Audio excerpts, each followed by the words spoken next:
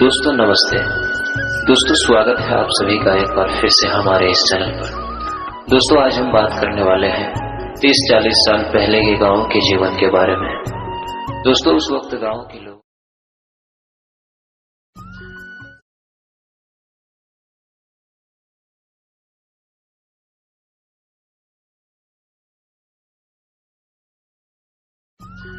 दोस्तों नमस्ते। दोस्तों स्वागत है आप सभी का एक बार फिर से हमारे इस चैनल पर। दोस्तों आज हम बात करने वाले हैं 30-40 साल पहले के गांव के जीवन के बारे में। दोस्तों उस वक्त गांव के लोगों की जिंदगी उतनी आसान नहीं हुआ करती थी जितनी आजकल है। सुबह उठते ही सभी लोग अपने अपने काम पर लग जाया करते थे। छोटी से छोटी चीजों के लिए मेहनत बहुत ज्यादा करनी पड़ती थी। मेहनत बहुत ज्यादा थी लेकिन सुकून भी था। दोस्तों उन दिनों गांव में ज्यादातर खपड़ेल और छप्पर की मकान हुआ करती थी। आंधी और बारिश के मौसम आने से पहले इन कच्चे मकानों को ठीक किया जाता था और अगर मकान ज्यादा पुराना हो जाता था तो उस पर नया छप्पर लगाया जाता था।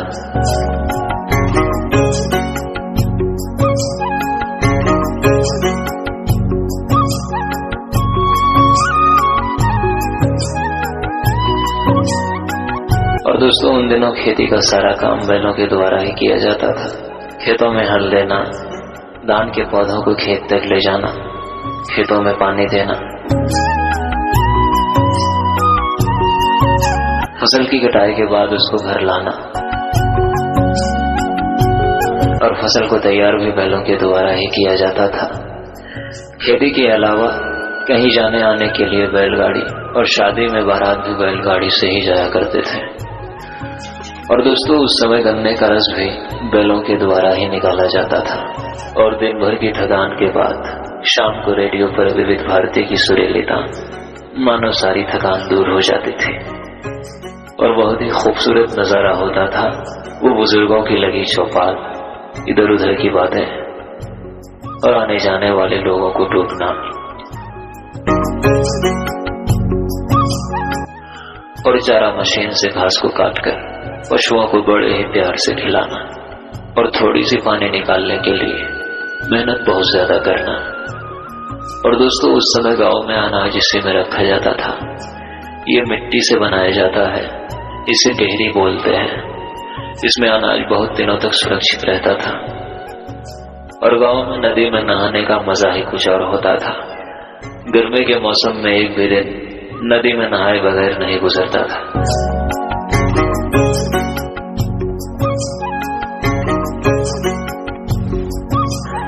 और दोस्तों सुबह होते ही सारे पशु खेत की तरफ निकल जाते थे अपने भोजन के लिए।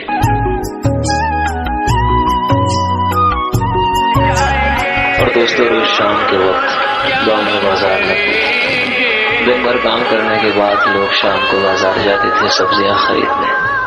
वो शाम के वक्त लगने वाली बाजार का दृश्य ही कुछ और होता था।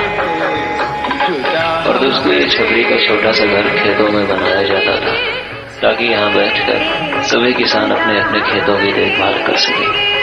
खुले मैदान में ठंडी हवाओं के बीच यहाँ बैठने का मजा ही कुछ और होता था। और दोस्तों कुछ इस तरह की हुआ करती थी पहले गाँव का रसोई घर, जो पूरी तरह से मिट्टी की बनी होती थी और बड़े बड़े चूल्हे को भी मिट्टी से बनाया जाता था। और दोस्तों इसे हंसिया बोलते हैं। गांव में सब्जियों को काटने के लिए इसी का प्रयोग किया जाता है। और दोस्तों गेहूं की फसल की तैयारी के बाद जो भूसा निकलता था उसको ऐसे ही भूसा घर में स्टोर किया जाता था गाय बैल और भैंसों को खिलाने के लिए। और दोस्तों गांव में जब भी कोई त्योहार आता था तो उसके पहले घर की सफाई की जाती थी और गीली मिट्टी से घर, आंगन और घर की दीवार हर जगह पुताई की जाती थी। और पुताई के बाद घर आंगन सुंदर लगने लगता था।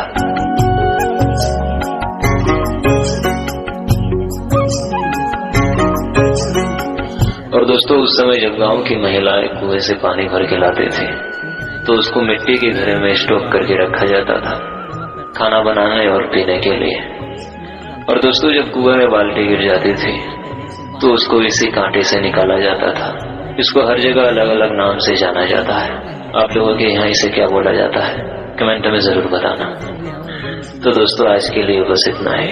और दोस्तों वीडियो को बनाने में बहुत ही मेहनत लगती है, प्लीज आप लोग चैनल को सब्सक्राइब कर दीजिए। मिलते हैं फिर से किसी ऐसी ही पुरानी यादों के साथ, तब तक के लिए धन्यवाद।